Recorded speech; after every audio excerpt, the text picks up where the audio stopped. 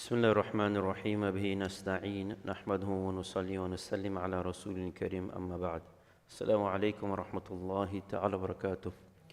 So Alhamdulillah, since we are on the brink of our Hujjaj departing for the journey of Hajj and Umrah, subhanallah, I wish I was in their shoes, and may Allah Ta'ala make it possible for all of us who have not been for Hajj to be able to undertake the journey of Hajj and Umrah. And for those who've been there, Allah Ta'ala grant us also, inshallah.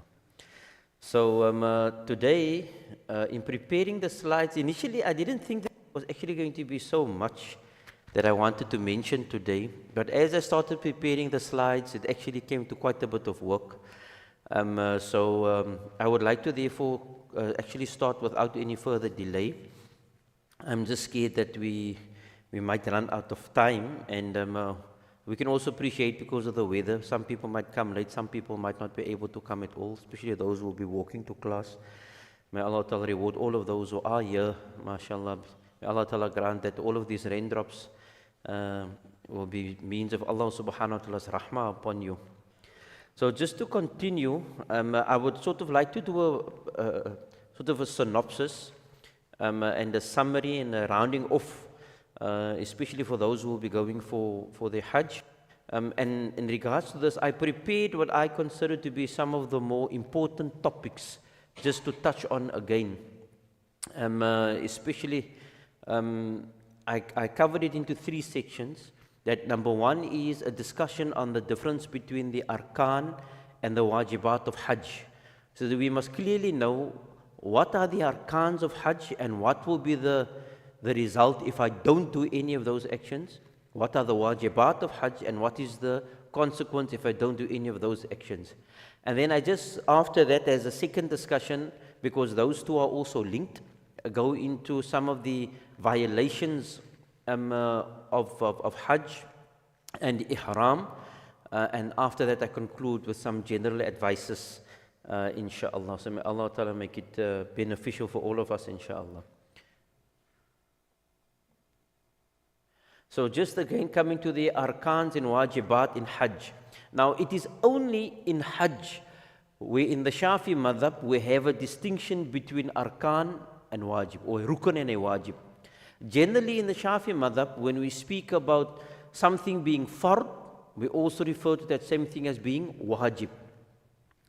It is only in the Hajj where we have a distinction, and the reason we have this distinction relates to whether or not doing that action invalidates the Hajj or not. In other words, if I do this action, my Hajj is valid, and if I don't do it, my Hajj will not be valid. That is what we refer to as the arkan. Then there are other integral parts of the Hajj which are also essentials in the Hajj, but they are not such that if you leave them out, then the Hajj becomes invalid. You know, one is where you know the egg, one is where you break the egg, and the other is where you crack the egg. You understand? So a rukun, where if you don't do it, you break the egg, your Hajj is gone. The wajibat is you crack the egg, so you have to be very careful that you don't break it. So the egg is still intact, but you are at risk of breaking it and nullifying and invalidating your Hajj. So according to Shafi madhab, the arkan, the pillars or the integrals, are essential acts that must be performed for Hajj to be valid, and cannot be compensated for if missed. In other words, you cannot make it up. Once it is gone, your Hajj is also gone. If it's not there, your Hajj is also gone. While the wajibat are referred to as obligations, they are also mandatory acts. They are also acts which you are required to do.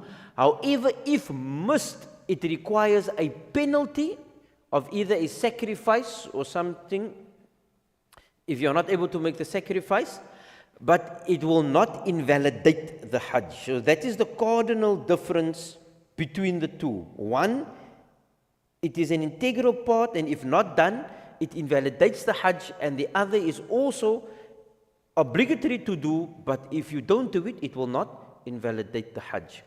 So the arkans of Hajj which must be done, the arkans of Hajj which must be done, if any of these are omitted, the Hajj is invalid. If you leave out any of these things, your Hajj is automatically invalid. Number one is the ihram, which refers to the niyyah, the intention. And obviously we've discussed the difference between the clothing of ihram and the state of ihram. So here we speak about making the intention along with putting on the clothing of ihram. If a person makes that intention to go into the state of ihram and he does not wear the clothing of ihram, he is still in the state of ihram, but he has to pay a penalty. The rukun is the making of the intention. The wearing of the clothing is a wajib. You understand the difference? The making of the intention is a rukun. The wearing of the clothing is a wajib, which means if you wear the clothing and you don't make the intention, you've got no Hajj.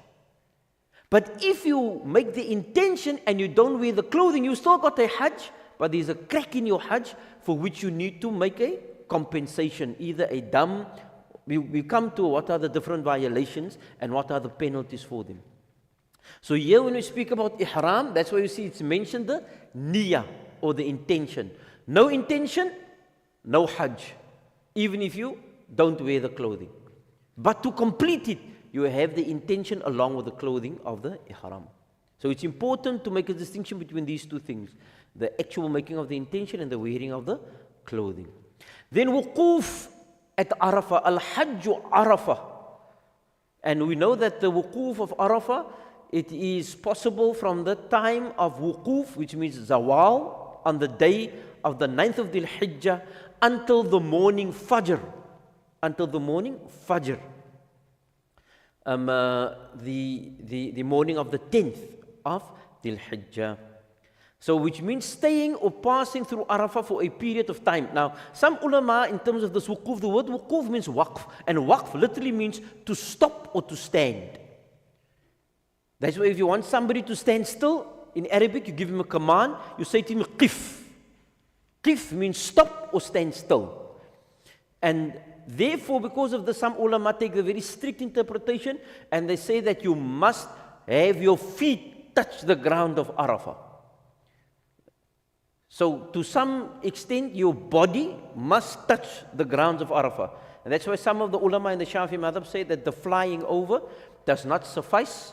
However, in the case of necessity, now we've got a general rule and then we've got the exceptions. So the general rule is that you must physically be there and you must physically make contact with the ground of Arafah. And then you obviously have your exceptions, which are the medical necessities, etc., etc. So, for example, if a person's got a strict interpretation and says, your feet must touch, the person's got no feet. And then what? Means he can be there, he doesn't get Arafah. No. We've got our general rule, which is that the person must be physically present. So that is the key thing. The physical presence. The ideal is that the person must be standing there. If the person is not standing there, at least physically he must be present there and make contact with the ground of Arafah. If not, then whatever means that person is able to be in physical contact, the person is in a car, the person is on a conveyance, the person is in a wheelchair, because the person in the wheelchair is by himself not making physical contact with the ground of Arafah, but via his wheelchair. So we've got our basic rule, and then we've got our extensions based on the person's particular circumstance. The next of the arkan is tawaful ifada, the tawaf of Hajj, where we perform 7 circumambulations around the Kaaba. This is a rukun. So you don't make the intention of ihram, you don't get Hajj. You don't go to Arafah, you don't get Hajj. You don't make the tawaf of Hajj, you don't get Hajj. And thereafter the sa'i, the walking between Safa and Marwa 7 times, you don't do sa'i, you don't get Hajj. And then according to the Shafi madhab, we've got khalq and taqsir also, which means the means for you to get out of ihram. Now, the khalq and taqsir either means to shave the head or to cut the hair. This is, according to the Shafi madhab, a rukun of Hajj. Then tartib, right? Which means that essentially to perform all of these arkans that we have mentioned, to perform the arkan in its correct sequence. To perform the arkan in its correct sequence, which means you first go into ihram, then you go to Arafah, then you do your tawaf, then you do your sa'i, and then you do your khawf. We've got an exception when it comes to the shaving, as we discussed last week. I don't know if you can remember, where after pelting the jamarat, you can shave your hair and you can put on the normal clothing. You can come out of the wearing of the clothing of ihram, you can put on normal clothing, but you are still in the state of ihram. Right? So that is an exception. You may cut your hair before tawaf inside, but will still remain in the state of ihram. So you are still not out of ihram, because your intention and all of the things besides wearing the clothing still remains prohibited for you. And like especially with regards to the relations of the spouses, that still remains prohibited because you are still in the state of ihram. Then we come to the wajibat of Hajj. The wajibat of Hajj. Now these are obligations. They don't refer to them in this instance as an integral. You understand? Because wajib means an obligation. As I mentioned, in normal circumstances, we refer to these two as a rukun and a wajib as the same thing, but here we've got a distinction. And this requires a sacrifice if missed. Actually sacrifice, because I suppose I should have rather used the word penalty. It requires a penalty, because sacrifice refers to the sacrifice of an animal. So you either give the sacrifice of an animal, or if not able to do so, then you've got to feed people, which is referred to as sadaqah. And if you can't do that, you have to fast. All right. So what are the wajibat of Hajj?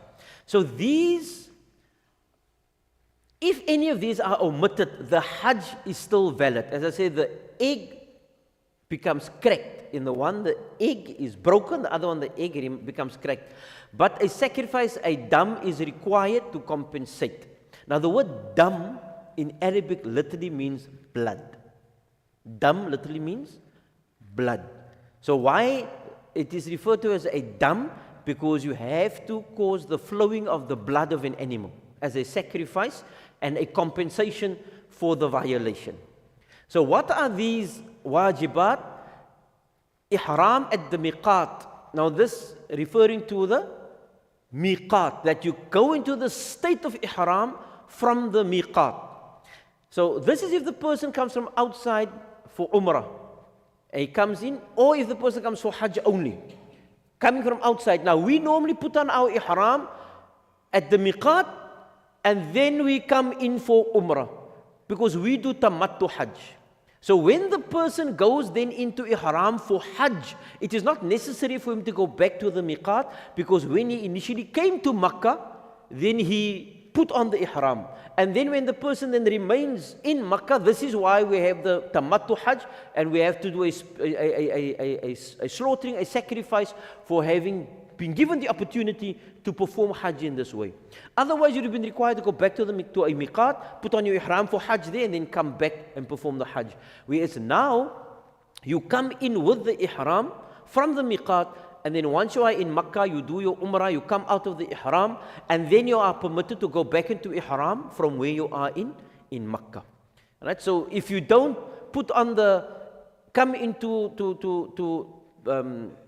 to Makkah the first time, when you're coming in for the first time past the miqat and you're not wearing the ihram, then to compensate for that, you need to slaughter a sheep.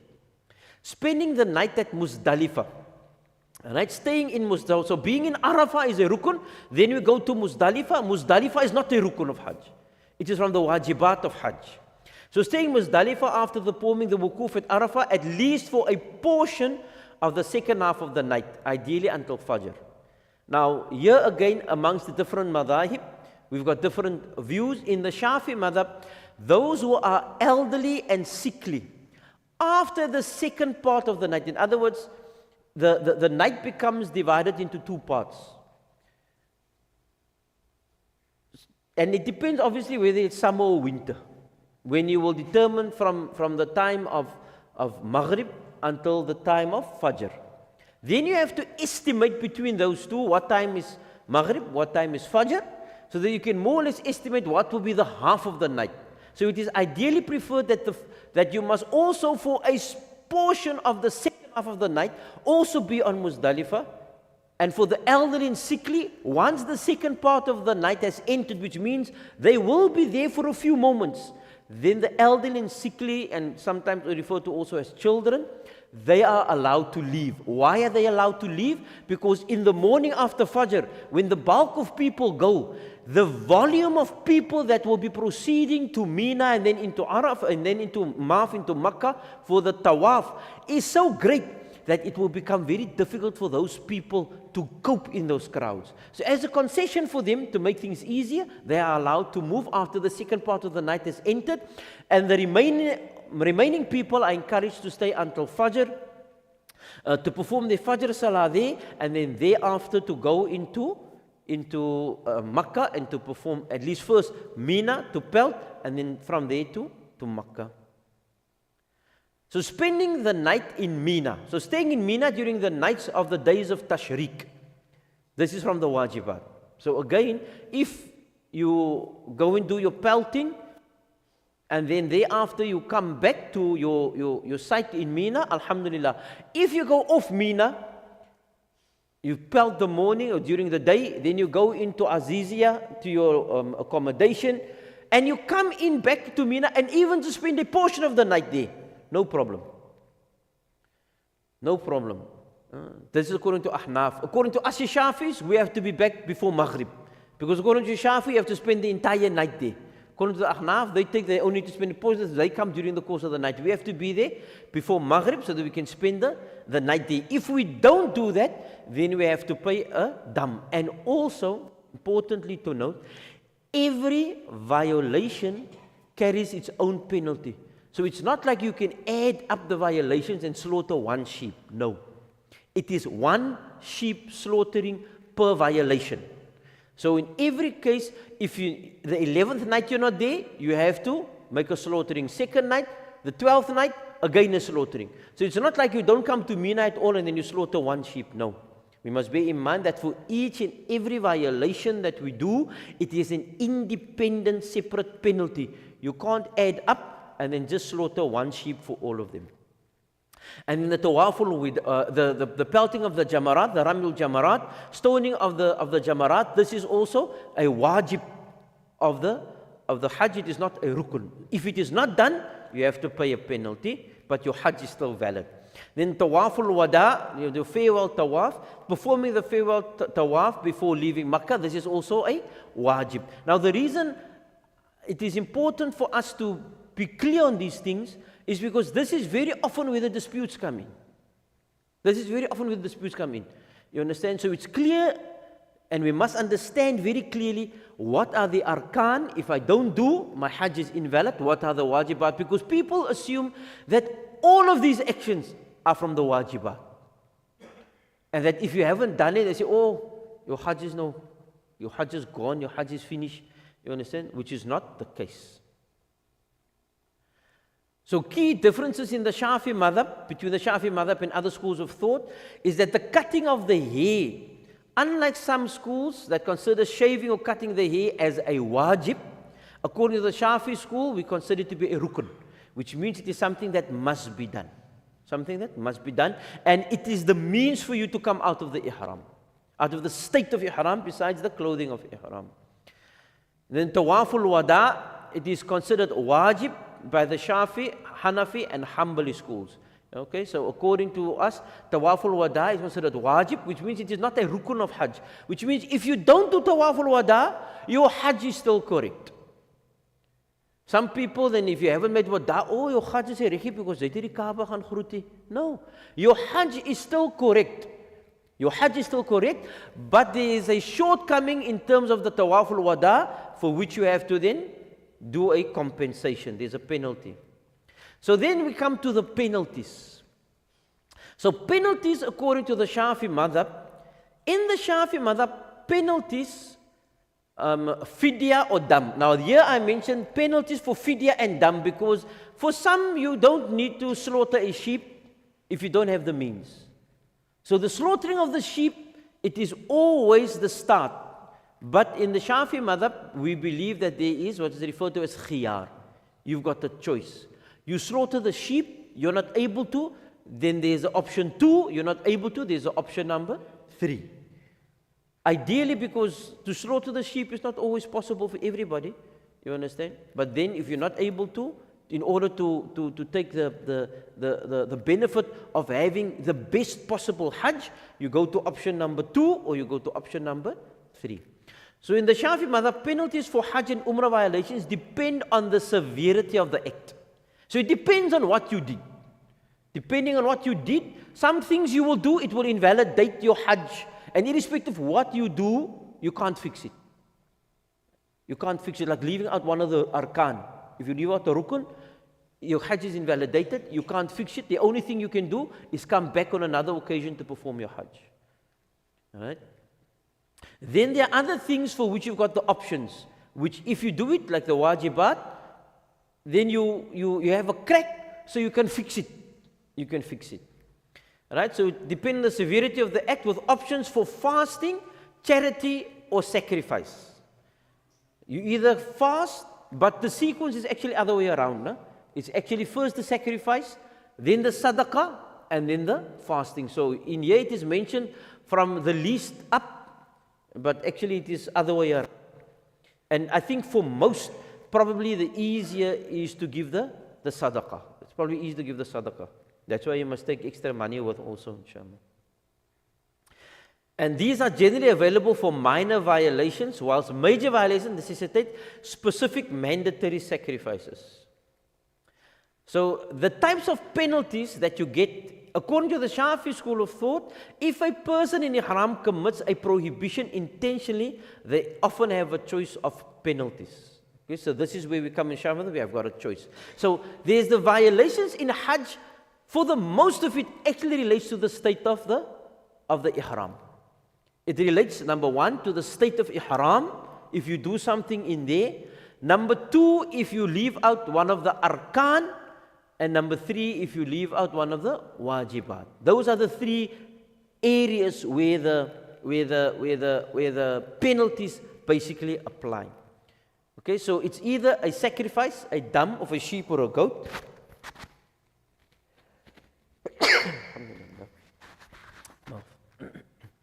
Or alternatively, you feed people, which is a sadaqah, and the feeding will be approximately 3 sa'. Now, sa' is a measure of food, which is approximately 6.6 kilograms of food, and that must be divided between 6 poor people. So each person will essentially receive a mud. Now, a mud is the equivalent of food that can go into your hands when your 2 hands are kept together. That is generally a mud, and that has been estimated to be just over 1 kilogram of food. So which means to 6 poor people, you must each give 1 kilogram of food.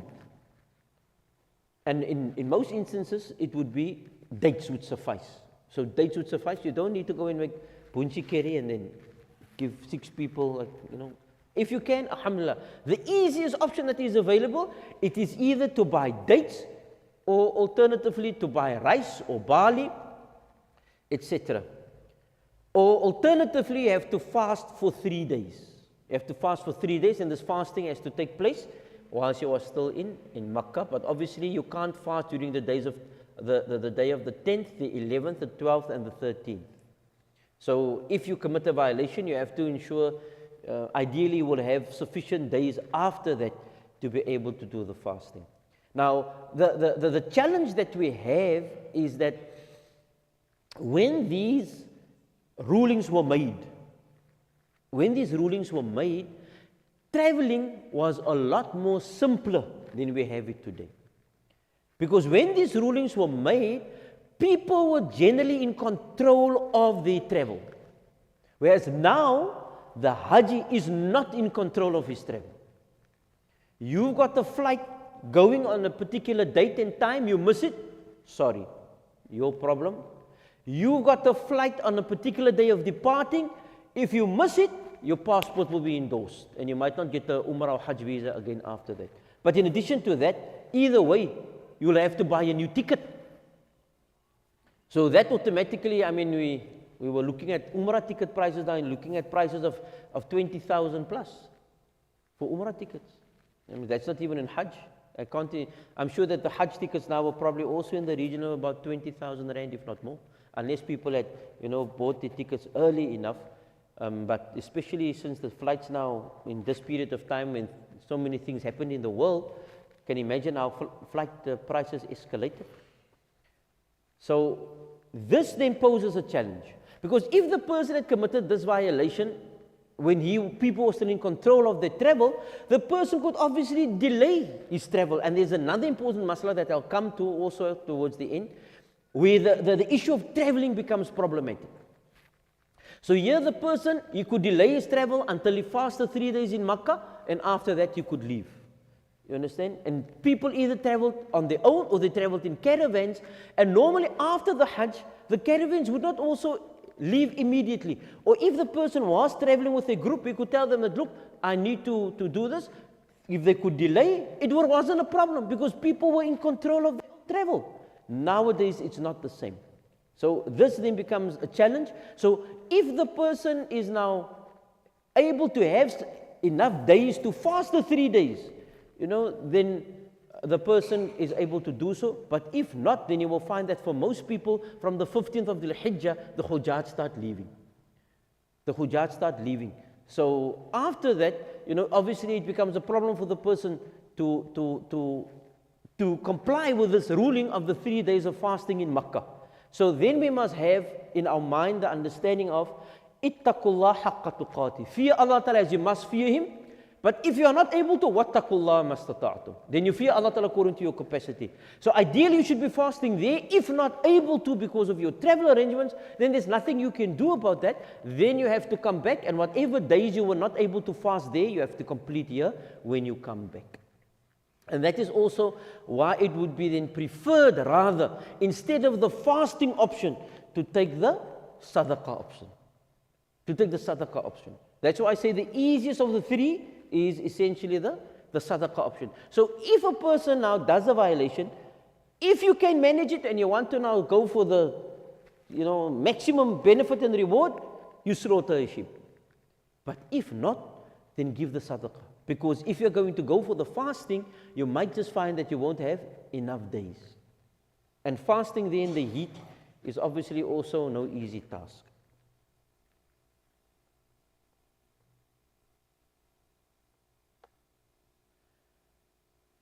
So penalties by violation type, the kind of violation, all right? So if it is what we will refer to as a minor violation, in reality there's no such thing as, we don't find minor sins in major sins really. A sin is a sin. But in terms of the consequences of it, we divide it into minor violations and the major violations. So the minor violations would be, for example, and in this case you have a choice between the slaughtering, the giving of the sadaqah and the fasting. If you commit any violation of the ihram, right, like using perfume, cutting your hair or your nails, wearing stitched clothing for men, and also with regards to the men, if you're wearing shoes, closed shoes, which the toes and the heel is also covered. If you, for example, wear a tekkie, this is only if you do not have a valid reason for doing so. You must always be that in mind, right? When it comes to when there is a necessity for you to contravene any of these, then you are allowed to do so, but then you still have to follow one of the compensations. You will be allowed to do so. In other words, the Sharia is not going to require you to put yourself in difficulty. You've got the problem with your feet, you can't walk barefoot, you can't wear sandals, you need to wear shoes. So you can wear the shoes, Sharia will allow you to wear the shoes, but it will be considered a violation, and you will therefore then need to comply with one of these compensations. To wear stitched clothing for the men to cover their head and for the women folk to cover their faces. And then what is with the sexual foreplay? You understand? Kissing and that kind of thing, it's also a violation. And then for that you need to follow one of these. This is now in the ihram. When it comes to the wajibat, of Hajj, then the same rule applies. When we do any of those things, then the same rule applies. So now we come to the major violations. Number one is having relations with a spouse. All right? So if intimacy occurs before the first stage of exiting from the ihram, in other words, before the tawaf al-ifadah is complete, at any time since the person goes into Hajj, for the ihram for Hajj, but before doing the tawaf and the sa'i and cutting the hair, and the person is not yet completely out of the state of ihram, if the person does not do this, because remember, you can cut your hair before the tawaf also, but the prohibition for relations with a spouse remains. So if you cut your hair before the tawaf, you can put on normal clothing, but the wife or the husband remains haram. If you have not yet cut your hair, right? In other words, you've not yet out of the state of ihram, even if you are out of the clothing of ihram, and you commit this violation, then what will be the case? The Hajj is invalid. The Hajj is invalid. Your Hajj becomes invalid if you have cohabitation with the spouse in the state of ihram. Not the clothing of ihram, no? The state of ihram, whether you're wearing the clothing or not. So it's not like I cut my hair, I put on normal clothing, so now I can carry on. No, you are still in the state of ihram. So here we're speaking about the state of ihram. So what must happen? A camel must be sacrificed. Budana. You must slaughter a camel, plus the Hajj must still be completed, even though it is invalid. You must still complete the rituals of Hajj. And the Hajj must be made up again, you must do qada also. So 3 things must be done. If a person cohabits in the state of ihram, number 1 is sacrifice a camel. This is not a sheep, ne?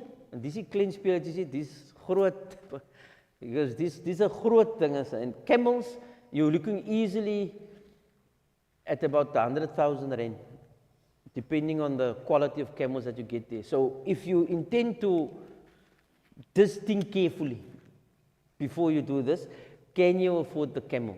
And if you cannot afford the camel, then you must spend sadaqah equivalent to the value of the camel, or alternatively, you must feed, what did they say, 60 people for a certain period of days. I think it's about almost 20 days. You must feed 60 people per day, because that is the amount of people that can be. In other words, you must either slaughter the camel, give the value of the camel in sadaqah, the money, or alternatively, you must feed consecutively that amount of people that could have been fed with that camel. So if for example, 300 people could have been fed with the meat of a camel, then you must calculate, then daily you must feed a certain number of people until you fed, for example, that number of people. So a person must really think carefully before he does this. And it has happened. It has happened to people, you understand, in Hajj. It's happened to people in Hajj, and it also happened to people in Umrah. That is why there, where you come in for Umrah in the state of Ihram, and you go and check into the hotel quickly before you go for the Umrah. Understand? You come, you're supposed to only go and put your luggage and then take a bit of a rest. Now you come into the hotel room and everything is very nice, and you take a nice shower, and you think about, ek gaan mos nog 'n shower vat so. En daar moet jy 'n kameelslag. Understand? So we must be very careful, and you must bear in mind that due to heat, etc., and now the wife has got a special nur on her also because of the ihram, and shaitan puts lots of things in your mind, and so let's say glip laat lê, né? You make a slip, you got to slaughter a camel.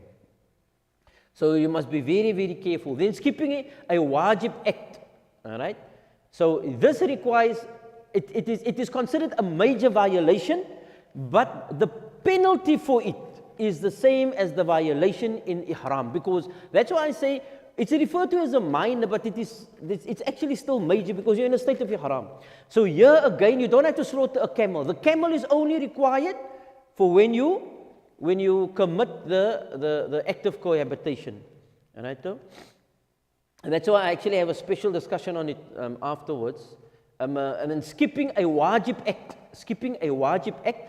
Any of the acts which are wajib in the Hajj, if you skip any of those acts, then also you either need to slaughter an animal, or you need to give the sadaqah of the feeding of the 6 people, or alternatively, you need to fast for the 3 days.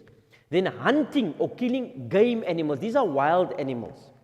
Alright, so free, what we call free animals, whether it is a camel or a sheep or a goat, whatever, it's not something that you buy from somebody that is domesticated. People have domesticated animals. You can buy for purpose of food to slaughter, no problem. But if it is a wild animal, in our day and age, we might not really find this. Because of the mode of how we do Hajj, in terms of our traveling, we're on a bus, you know, and then we put on a bus in Medina and we take it to Makkah. So we don't really have where we need to do the actual traveling where we'll be short of food, because we are fed. We are provided with meals. All of that is provided to us. So we don't need to really hunt. But the ruling is still there. So if you do, then what has to happen? Another animal you have to buy and slaughter, which is the equivalent of the one you killed.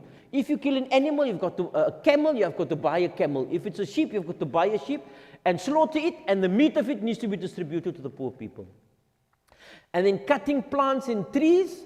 So cutting plants and trees are also a violation. That also requires a compensation. And for that also, again, you need to do either the slaughtering or the sadaqah or the fasting. So I have a special discussion that I wanted to deal with on the state of the relations in the state, because this is a very important thing, you know. And perhaps those who are, and ek wil maar net sê also that I know of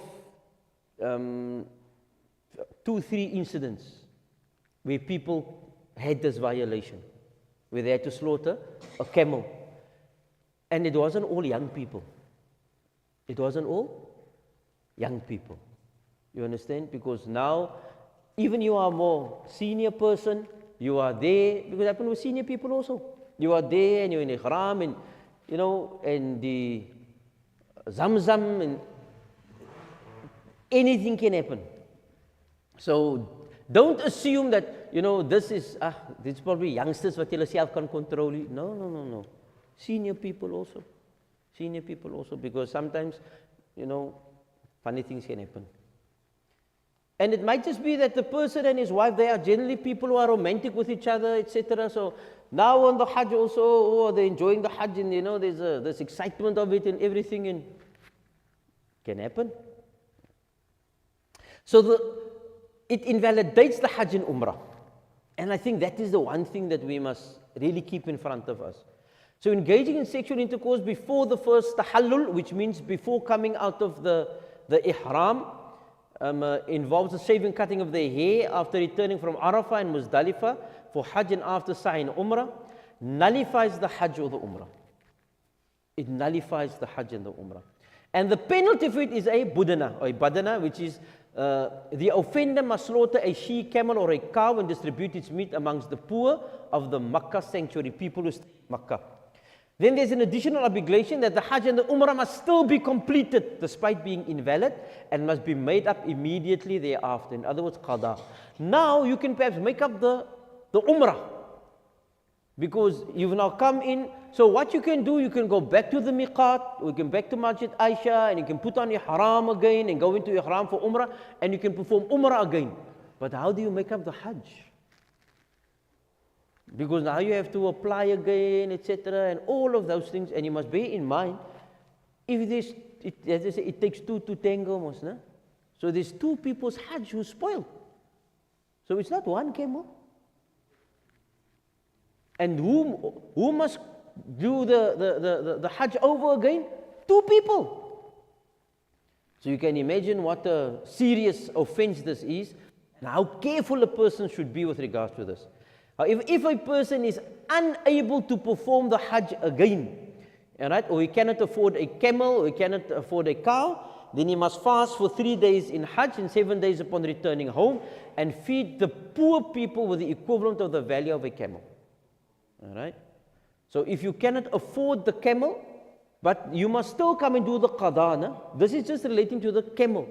You don't have the money to slaughter a camel, then you must fast for 7 days and you must feed poor people with the equivalent of the value of the camel. So you must feed as many people as possible. Right, so just an important note, for all penalties involving sacrifice, the animal must be sacrificed in Makkah and the meat must be distributed to the poor people that live within the haram precinct. So you can't give a phone call and say, listen hier, skaap is 'n bietjie duur in die Makkah, gee 'n koppe slagge skaap daar in Malawi vir my, dis R500 in Malawi. No. It has to be slaughtered there. So in Malawi, I think sheep are going for 700 or I think less than 1,000 rand or 1,000 rand. And I think in India also they advertise you can donate to have your. So people want to do the Qurbani, but they can't afford the sheep here, 2,500 rand. So they say, wait, go to Malawi, 1,000 rand, go to India because I've complied with the obligation to slaughter a sheep. Now you can't do that in Hajj. You can do that perhaps here for Qurbani if you are here, but not for. In fact, it is still preferred that you must do the Qurbani locally because the idea is to distribute the meat amongst the poor people of your community. And in Hajj, you can't do that. It must be slaughtered in Makkah and the meat distributed to the people in Makkah. So then there are certain violations, which they seem like violations, but you don't need to pay a penalty for it.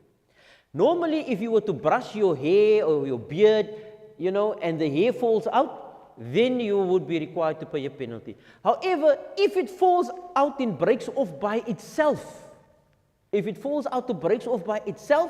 don't have to pay a penalty. You sit there in the haram and then you see, oh, here's a hair, here's a hair lying here on my ihram. Now, obviously, it's one of your hair. Now, you must first check. Boetas kanala, wees kevel vir die lang hare op die ihram. As die titi sien is die hare nie, dan gaat die titi vir die boetas slag in plek van die skaap. You understand? So, now you see there's a hair. You check whether it's one of your hair. And if it is one of your hair, but you didn't do anything for that hair to fall out, you don't need to pay a penalty.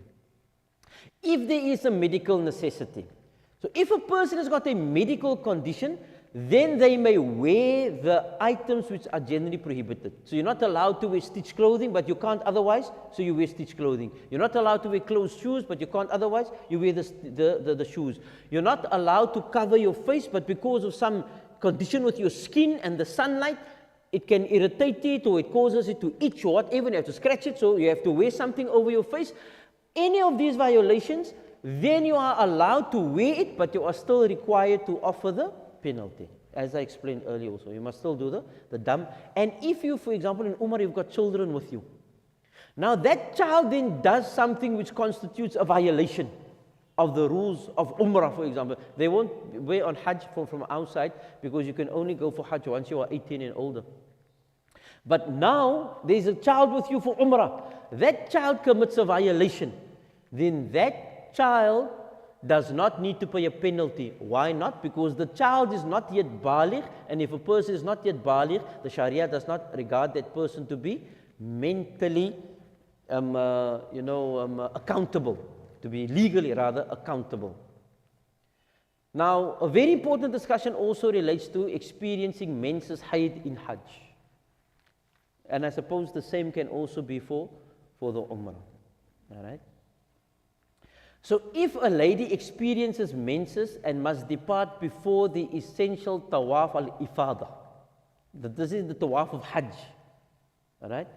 Before doing the tawaf, now this you must bear in mind, this is taken from more of the contemporary scholars, because as I mentioned in the past, traveling was different. So the ruling that is explained here is related to the current conditions of traveling. This was not the original ruling. I'm going to come to that also. So if a woman experiences menses and she must depart before performing the essential tawaf al-ifada, her Hajj is still valid, but it remains incomplete because one of the arkan is missing. And she must take special actions to complete it. And what is the special action for her to complete it? She must come back and do it.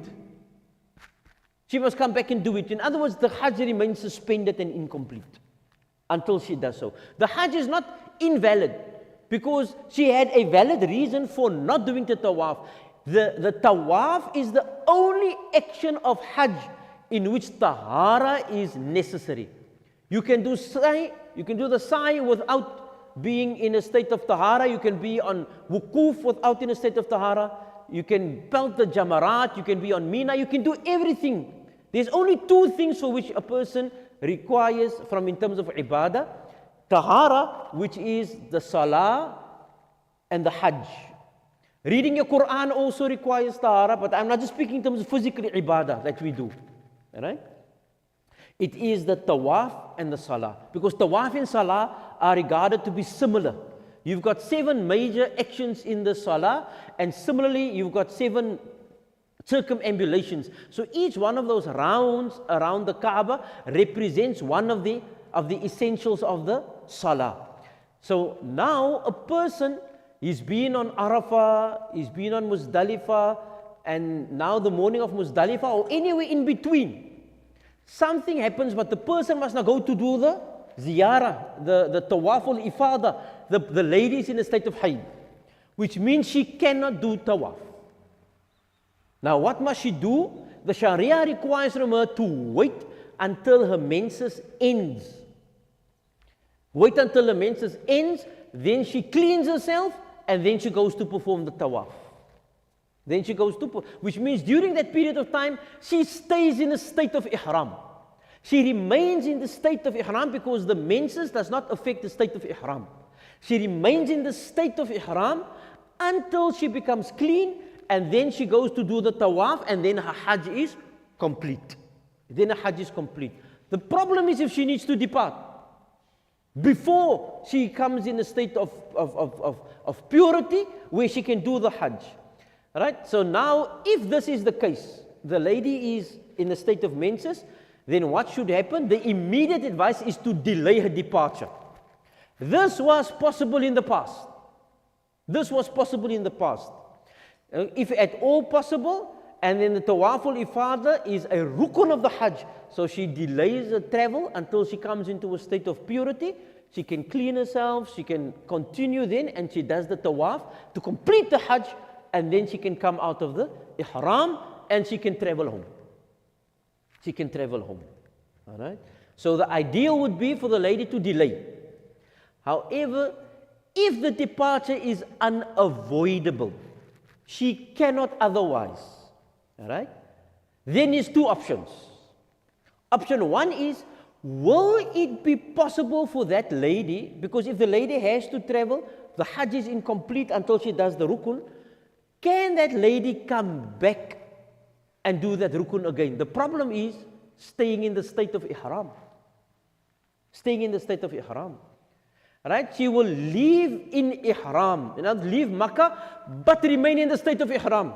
Now, can that lady remain in the state of ihram until next year Hajj?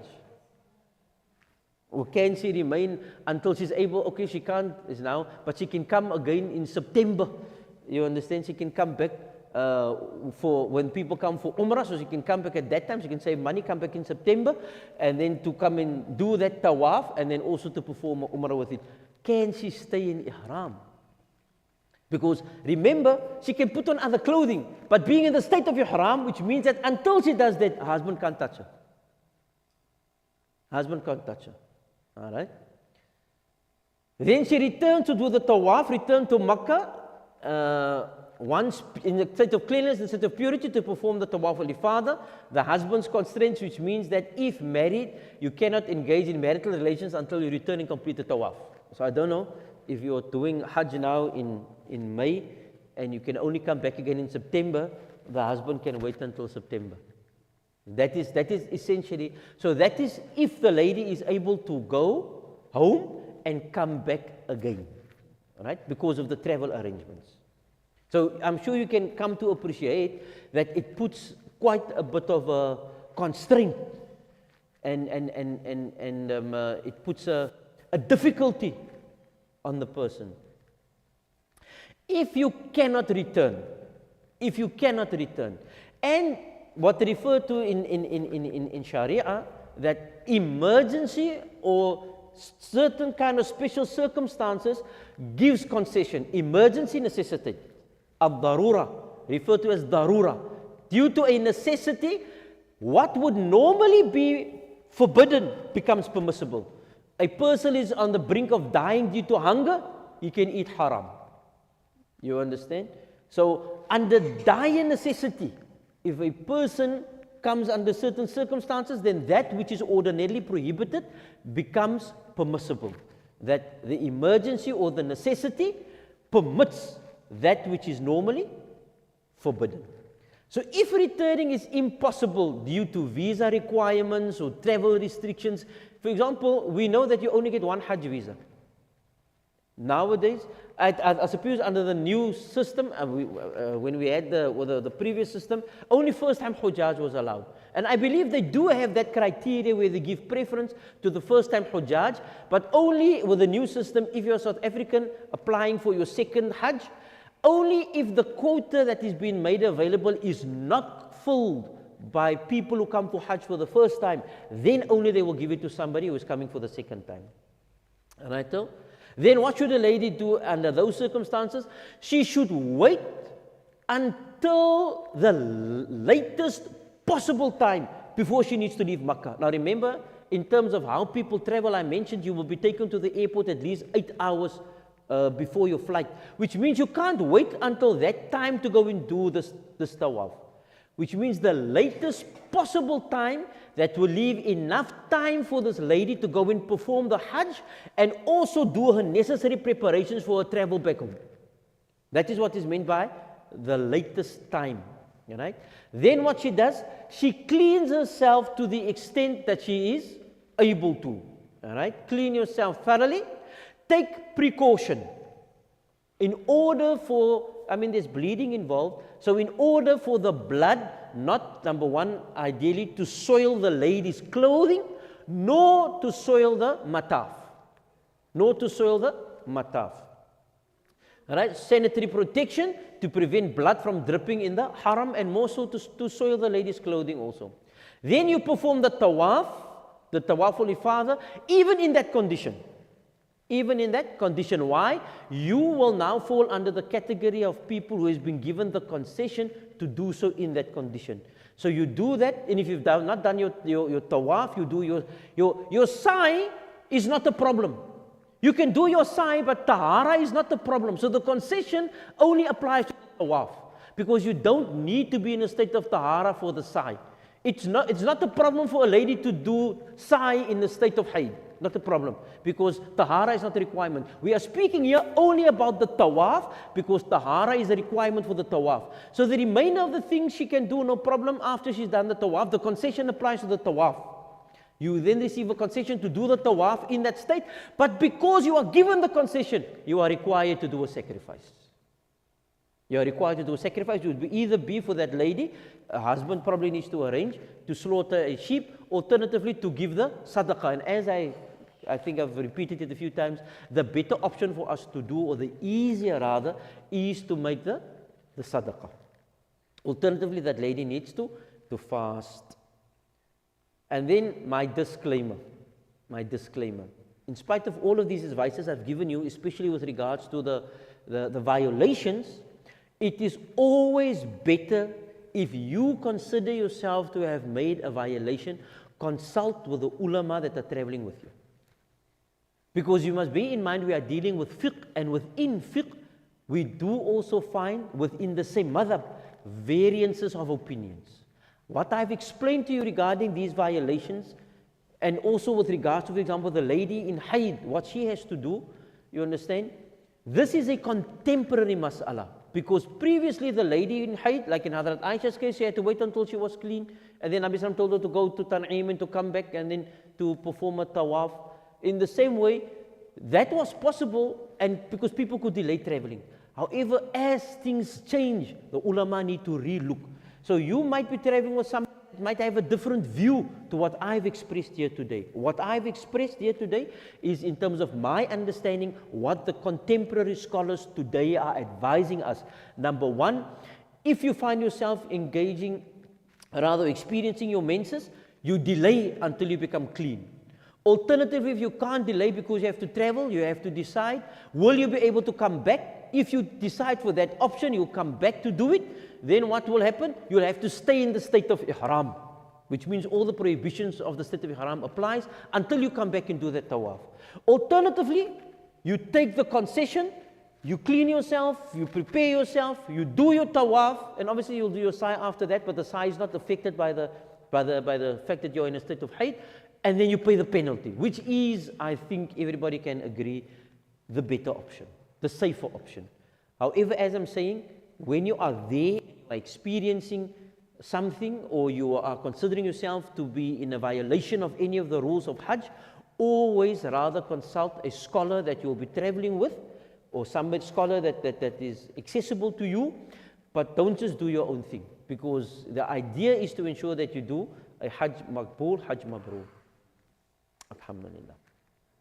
So now, before we carry on this, because I'm basically done with what I want to discuss in this, because I think for me these were the more important things I thought people had to be aware of, and just to do, we did discuss all of these things, but we're just doing a bit of a recap on it, because these are for me very relevant for Hajj and Umrah.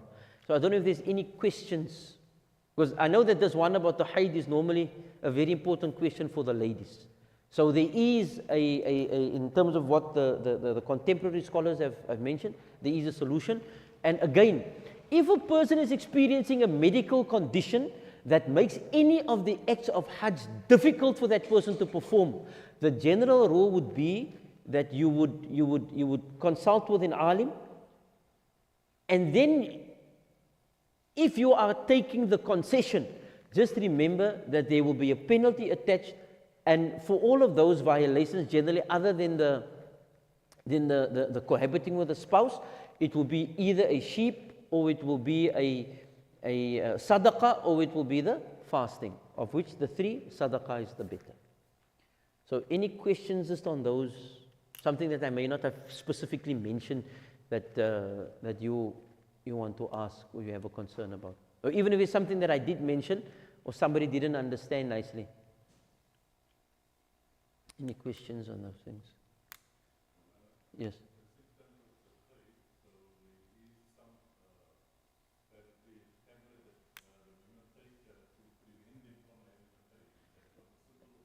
It is permissible. It is permissible. I know about the tablet, and I know many ladies do also opt it, but what I can tell you is that it makes many women sick. And sometimes you might find that if you want to do that, you can't do it there. It is something that you have to start sometime, some say even 3 months in advance, because it relates to the hormonal cycles that women's bodies go through. And I'm sure all the men will agree. Ek gaan nie na die tities toe kyk as ek die sê nie, because ek kan imagine die kyk wat ek gaan kry. Women hormonally become very quickly affected. Hormonally, then you saw the titi, die verdacht die mekaar, and when you tell the children also, don't bother your mommy today, she is hormonal. You understand? So hormonally, ladies are very affected because their bodies work like this. There's nothing, I mean, that's just how it is. So now you are introducing a foreign substance into their bodies, which is sought to regulate it. Now you must also bear in mind is that this contemporary opinion that I've expressed to you, it has taken some time for this opinion to actually find more acceptance with the scholars, because our scholars are very reluctant to change the rulings within our deen. So this is a change in the ruling, where a lady is allowed to perform the tawaf in a state of haid. But what has brought about this kind of ruling, which is becoming more and more acceptable to more scholars and the contemporary scholars, is because of the nature of traveling. Because when they look at the other alternatives, the actual ruling in our Sharia is that you must wait until you are clean yourself, and then perform the tawaf and then go home. It's no longer possible to travel like that. So this change in the manner of travel has brought about this kind of acceptance. So when this issue of the hormonal manipulation was introduced, it was based on the older ruling. However, it is still permissible for women if they want to do it, but you have to ensure that you start with it early. And you might also even find that what was also experienced by some women, either their bleeding increased in terms of the amount of the flow, or alternatively the duration of days, because it's a hormonal change. So, and the other thing also is, you actually have to expect or calculate, when will Arafah be, when will I have to do my tawaf. Now, all of these things are also influenced by the moon sightings. You need to start early. You will have an estimated date. So you now need to see what is your current dates and how that needs to be manipulated to ensure that you will be clean on those dates, which is a sort of a scientific process. So you also can't guarantee. You can take that medication and do all of those things and then end up still being, I know of a person who was actually in that condition. And that person had heel dag chunk. And fortunately, their flight out was such that she could delay. She could delay, and she actually did it, her tawaf, like just before they departed. Because I think their departure was around about the 20th of Dhul Hijjah. So she had enough time. But that meant that the lady had to stay in a ihram the whole time. The husband was out of ihram and she was still in ihram. You understand? So we are speaking here about those circumstances where that is problematic, and the ulama have therefore now considered it under the ruling where in the case of necessity and difficulty, then that which is generally impermissible becomes permissible. So there is an alternative, which is now, instead of taking the tablets, you take your chance, and if you get there, then you follow these rulings which have been made by the contemporary scholars. And that's why I've got my disclaimer, because there might still be scholars who would even disagree with this, because they are still. Okay, so now I'll just come to some general advices. Right? My general advice number one is sort out your final will and testament, as well as a traveler's will. Very often our people, we are encouraged to make a traveler's will, and then we assume that the traveler's will and your final will and testament is the same thing. And so then people ask you, did you make a will? You say, yes, I made a will. And you think it is the traveler's will. The traveler's will essentially just covers what has to happen to your belongings that you carry with you in your travel. It doesn't relate to the remainder of your property back home. For that, you need a separate will. You understand? So, ideally, have both of these wills. Because your traveler's will deals with your property, because now if your traveler's will, they say, no, I got a will, something happens to you, may Allah protect whoever of our Hajj are traveling. But if something happens, then they bring that will back, but that will deals only with the belongings that you carry with you on your Hajj. It doesn't cover the rest of your property. And in South African law, we've got two ways of inheritance. One is with the will, testate. One is if there's no will, intestate. So if you want your inheritance to be distributed according to Sharia, you have to ensure that you also have a final will and testament, and that it is drafted properly in order to ensure that if anything happens to you on your Hajj, there is a will that will determine what happens to your belongings there, but there's also a will in place back home that deals with your property back home. And then my next advice is make proper financial arrangements for your family and your financial obligations in your absence. Make sure that there is some measures put in place, and you need to obviously appoint somebody here to ensure that that gets done. You understand? Make sure that that gets done. Make the necessary arrangements for your children. And it all also depends, on if you are, for example, a senior person, and all your children are grown up, you've only got essentially yourself to take care of and your wife, if she's there, and you don't really have any serious financial obligations, then alhamdulillah. But if you do have, if you're a businessman, for example, you've got some business running, you need to ensure that there's somebody there that will take care of these things. Because, we are not fatalists. Nabi Sallam teaches us to tie our camel. So this is part of tying our camel. You understand? We are not leaving things to fate. You understand? We believe that Allah Ta'ala has decreed certain things, but we also believe that we have to take our precautions. In fact, Allah Ta'ala tells in the Quran, Allah Ta'ala tells the Muslims, that take your precautions. And Allah Ta'ala tells us, فَتَزَوَّدُوا, prepare. But the best preparation is your taqwa. So Allah Ta'ala don't say that the best preparation is tawakkul. Allah don't say that the best preparation is tawakkul. Although Allah Ta'ala says in Surah Talaq, Allah speaks about tawakkul, but then Allah Ta'ala immediately after tawakkul says, speaks about taqwa, and immediately after tawakkul says, وَمَن يَتَوَكَّلْ عَلَى اللَّهِ. In other words, taqwa will lead a person to tawakkul. But you don't discard everything in terms of preparation and just say, no, I put my trust in Allah. No, you must take your precautions also. Because you must then, if if something goes wrong, then you don't blame Allah then. So, nee, wat het Allah nou hiermee besigheid laat ondergaan? No, you must make your precautions. Then also make arrangements with your bank regarding the use of your debit or credit card. Always better to go and speak to your bank. You know, a few years ago, it's about probably 8 years ago or so. So there was a time when there was a lot of this banking fraud taking place, you know. So the banks, they introduced certain special features to the banking apps, etc. So I wanted to use my banking card overseas, and my card got blocked. And not only my card got blocked, my accounts got frozen. So now I was in a dilemma because I needed money for me there because I wanted to draw. Ek moes dink ek is slim. Ek gebruik my card. You understand? I didn't want to carry cash. So I thought I was clever. I was just going to use my card. And then what happened? I didn't have cash, and I couldn't use my card. And I needed to do payments via transfers from my accounts. I couldn't access my accounts. And I dealt with they've got a help center. I dealt with the help center. They told me, no problem, I must come into my branch. I'm in Makkah. My branch is here in the Kaap. Now what now? I was stuck. My family also, I told somebody from my family, I gave them the instructions. I sent all of my documents. They went into the bank. This is the problem. The bank said, sorry, we need to see this person in person. We can't do anything. That was because of this, the measures that the bank put in place in order to avoid fraud on the banking accounts. There I was stuck. You understand? Because I didn't go into my bank to make the necessary arrangements for me to use my card overseas. I just assumed as a Visa card you can use it anyway. But then they blocked the account, they blocked the card, and I was stranded. Fortunately, I mean, we could make some other arrangements, but I'm just advising because I had my own personal experience.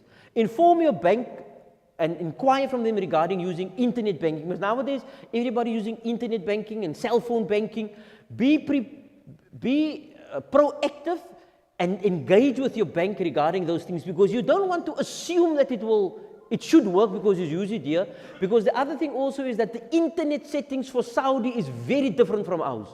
They've got a lot more restrictions on their side than we have here. So ordinarily, somewhere else in the world, you might be able to do your cell phone banking, you might be able to do your internet banking as long as you've got access to the internet, but not necessarily from there. They might see it as an illegal activity, and your bank might allow it here, but then it becomes blocked there. So it is always better to ensure that you inquire about these things and make the necessary arrangements with your bank. And then also, very importantly, prepare a budget for your travel and try to stick to it. You understand? I know many people, what they do is they make like small envelopes. For so many days, so many envelopes with the money. You understand? And then they only use the money in that envelope for expenditure on that day. If there's anything left, they add it to the next day, or if there's anything left, the wife gets it. You understand? Something like that for her, for extra spending. But try to make a budget, and you try to stick to that. It's very important with how we deal with our money. And also, you know, again, don't carry unnecessary cash with you all the time. If you've got cash money, you carry only what you need to spend. You understand? And the rest of your money you leave in your room, locked up. Because now you carry all your cash, something happens, it gets lost, you're without money. Understand? So be careful with how we work with money. And at the same time, Makkah and Medina are holy places, but not all the people who come there are holy. Not all because it's become a fertile ground for crime also. You understand? Because people are all, you know, holy empires, and people become unmindful. They're so busy with the akhirah, they forget about the dunya here in the pocket, and they weet so your dunya ook weg. It's dunya into the akhirah before you. So be careful with how you work with money when you are there. So again, know the details of your flight tickets and your itinerary. Important. Wallahi, I can't overemphasize this. And you must know how your flights are going to work. You must know how your stayovers are going to work. You must know how your ziyarats are going to work on that side. Okay, then pack light when going with appropriate clothes and footwear. Make sure, find out before you go what's the weather like, etc. You can check all of these things on the internet, or you can ask the agent to check. And more so, if it is such that you're going to need more clothing, don't take the clothing from here, you can buy it there. You understand? Rather buy it there, because sometimes you find it's a lot cheaper there than here. Make color copies of all your essential documents, like your passport, your visa, your vaccine certificates, and your medical script. You understand? You make sure that you've got copies of that, and that you are able to display it. And also, just with regards to the luggage, make sure that you pack properly. There are certain things that for example, in terms of measure, in your hand luggage, you're not allowed to carry any liquid substance over 100 milliliters. So you don't put your big lotion and your 2-liter Faluda, you don't put that in your carry luggage. You understand? That goes in your check-in luggage. And also, don't carry raw meats. You don't carry, because if that thing goes off and it smells, your entire bag will be confiscated in Saudi. And then whatever's in that bag is gone. You understand? It's fine. You don't need to carry. If you do carry snacks in your bags, and you carry tin foods like tuna and that kind of thing. You understand? But for the most of it, you will be provided with meals there. That's why the tin is also important, so that you can know where you are in your accommodation. Are meals provided or are meals not provided, so that you can know whether you need to buy food. And you find some very nice restaurants there, but then you also find the cheaper places where you can just buy a simple meal. You understand? So try, and again, some of the hotels, you know, the mense will put sisters back in. You're not allowed to use open flames in there. So you must be careful also that when you come to cooking, you must find out whether you will be allowed to cook in that facility. If not, and you do cook, you'll be chucked out of the hotel, and then what?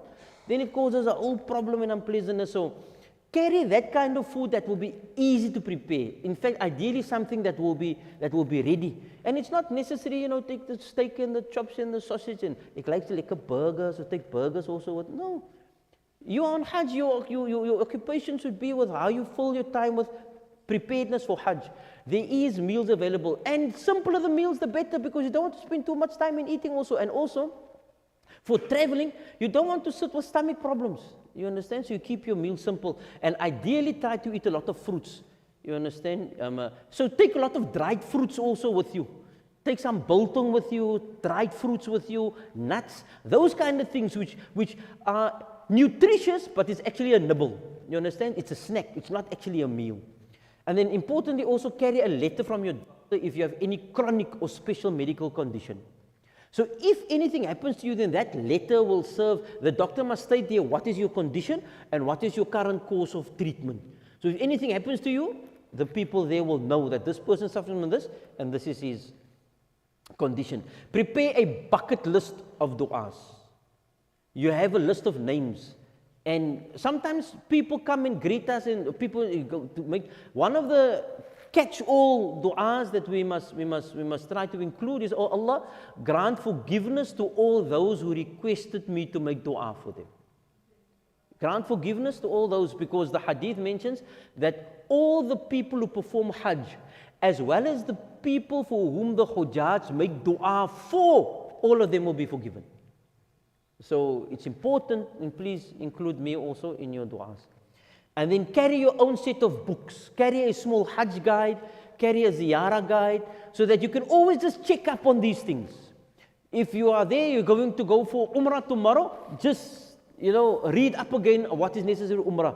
And then before Hajj, you just read up, and you carry those with you. Rather have your own set of books. And these books, I think it's about 20 Rand, 30 Rand, if you go here at the bookstores in Gatesville. You understand? So try to carry those kind of things with you. And then my last advice, and I will conclude on this, is that take maximum benefit of your time and be patient and forgiving with others. A very beautiful statement of one of the scholars, and I actually this was but being patient and forgiving to others. He said that a person cannot start his journey towards piety unless he starts to be patient and forgiving with others. And when others do something wrong, you rather find a means to blame yourself or forgive them. So part of the journey of Hajj is to go towards piety. and the transformation of a person's life. And the starting point for that is patience and being forgiving towards others. Somebody has done you wrong also, give him maaf. And the quicker you can give them maaf, the quicker you can carry on. Because you don't, all of that things that people do, and now it runs on your mind, and you start telling you that guy did this. It's all baggage that you're carrying with you, and it makes it your load heavier. So it takes you longer to achieve your goal of spiritual transformation, spiritual growth. Just cut all of that stuff out. Just forgive whoever harms you or does anything wrong to you, and then in conclusion we make dua. May Allah Ta'ala grant you a Hajj and an Umrah maqbool and mabroor. And as they would say, flat, my stories for vandag is uit. That brings us to the conclusion of my engagement for now. So two things I would like to just confirm with you, and that is number one, I don't know when people are going for Umrah and when people join the class. So I don't know whether people want us to carry on, because then basically what will happen from here is we'll sort of restart the class, because this is now basically a conclusion of the class for where we are now. So because people will be leaving for Hajj now.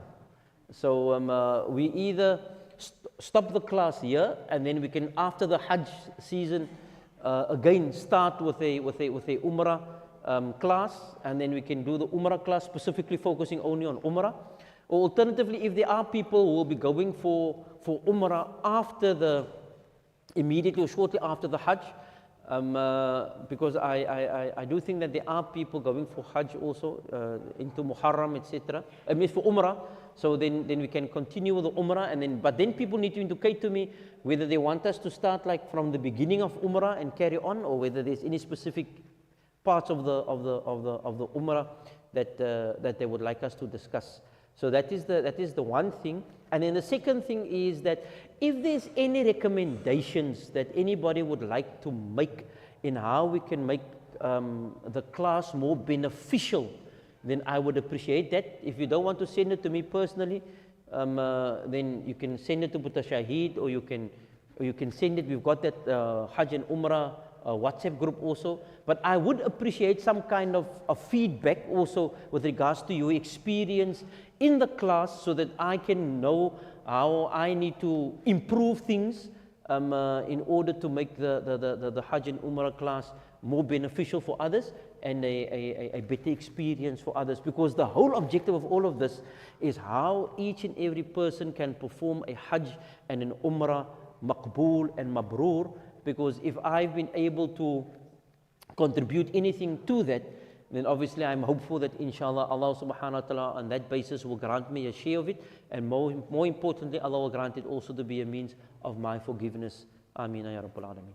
So those are the two things. So if I can mention this first of all with regards to the stopping of the class and restarting again, are there people that, is it okay if we stop the class now and then restart again after Hajj? Or are there people that will be going for Umrah after Hajj that requires us to carry on with the class, inshallah?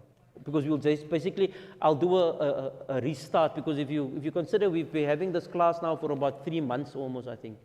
Understand? So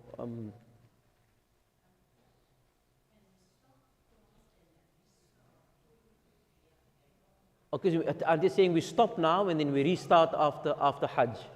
Okay, okay, so if I can just ask then, by show of hands, is there anybody that would like for us rather to continue with the class? Because otherwise then I will accept that we will just restart after the Hajj. Or is it okay if we stop? You wanted to say something? So is it okay if we stop now and then we'll restart after Hajj? So it's basically a month that we won't have the class, and then immediately after Hajj we will. I must just see when Hajj concludes, and then we can basically start the Saturday after that again, inshallah. The class will be the same time, 11:30 till 1, inshallah. So then again, also I'll conclude on that. So is there any other questions? Any other questions?